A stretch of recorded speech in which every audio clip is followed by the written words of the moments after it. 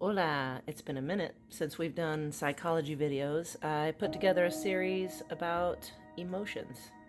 Check it out. What are emotions?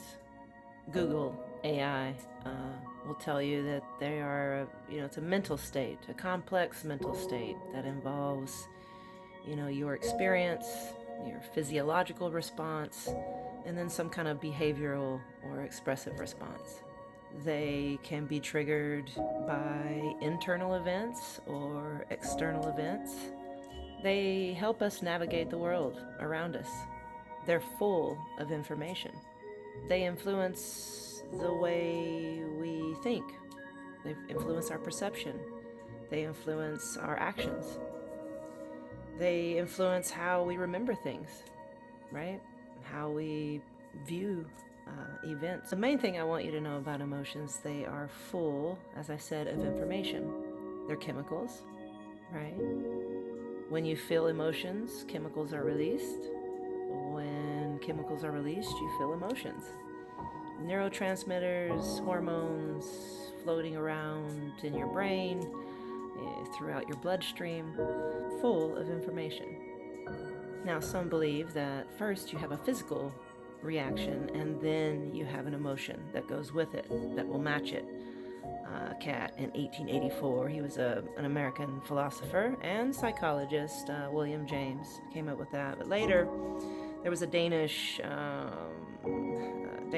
physician by the name of Carl Lang, and independently from William James, he came up with the James Lang theory, which is, yes, that first you have a physical experience and then the emotion comes.